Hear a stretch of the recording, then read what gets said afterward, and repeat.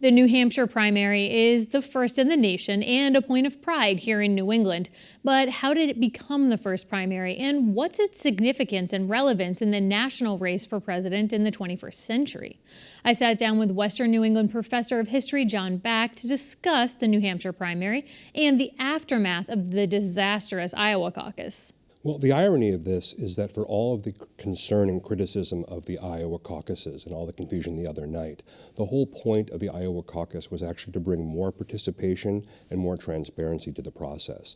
This goes back to the 1968 Democratic National Convention, where you had a convention in chaos inside and outside, and the Democratic Party, state by state, decided, let's change this. Iowa was the first state to do this, and actually New Hampshire had been camping out doing this since the 1950s. It was never a crucial part of the process. It was more like a testing ground for candidates. But once New Hampshire stayed in place and Iowa became the new tradition, then those two became the 1-2 punch. But this is really only a 50-year-old tradition that coalesced in the 1980s and 90s. In terms of that thing that pushes them to help them make that decision, sometimes it may have been that Boston Globe editorial where they typically will endorse in advance of New Hampshire, which this year we know they're not planning to do, in large part because they've released an editorial saying that they think that the Iowa and New Hampshire days of going first should stop, and they make the case using demographics. And if we look at census data for Iowa and New Hampshire, we know that they don't really reflect the rest of the country. Iowa and New Hampshire are predominantly made up of white people, and you do have small percentages of Hispanic, African American, and Asian American voters.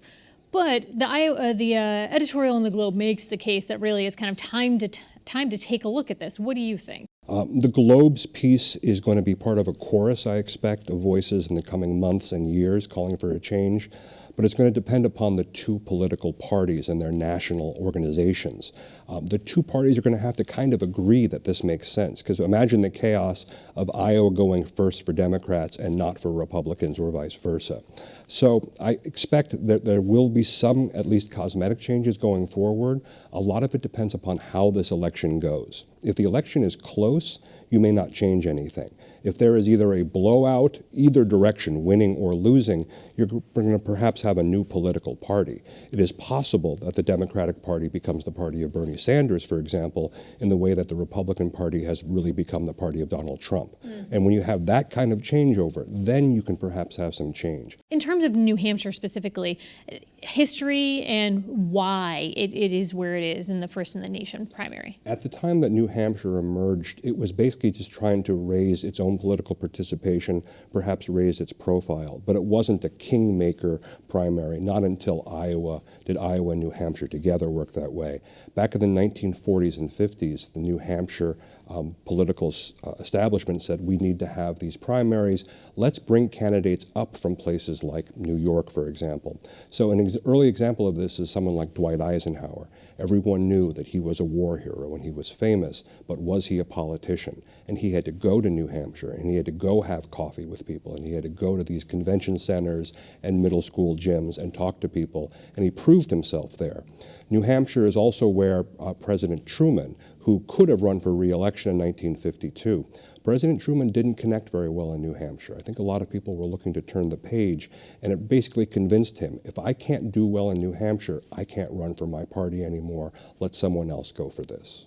We're in a very outspoken time where people stand up for climate change, for gun control, for other matters that they feel are of concern to them that are near and dear. Why do you think that this is an issue that we haven't heard more people standing up and being vocal about? Are people just not that interested in this sort of nitty-gritty level of politics? Well, with social media, your megaphone is your feed, and it's very loud to some people, and it's loud if you want to listen in. But it's very easy to tune that out. And when it comes to politics, politics is a very complicated and often very boring process. If today's 20-year-olds who are passionately engaged in politics on social media, if they run for council If they become delegates, then we're going to have a groundswell and a change. But if they simply move on to other things, then we're going to see a continuation of the same structure of politics that we have. In a few ways, the Globe envisioned that this change might take shape. I want to have us dive into a little bit. And so, obviously, perhaps there would be no change, but they said, quote, sometimes it's more important to stand up for what's right than what's in one's own interest. And to that point, they were saying that they usually have been a king or queen maker in the fact that they get to have this position of rolling out this editorial in advance of New Hampshire.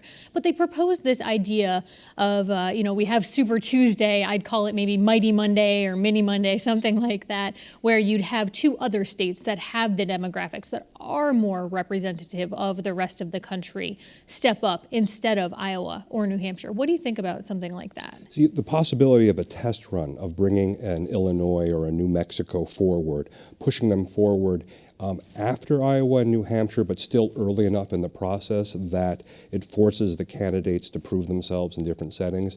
I can see that happening, but I can't see a huge shift. And the party really can be both parties can be very conservative in the sense of they don't want change. It's very hard to predict.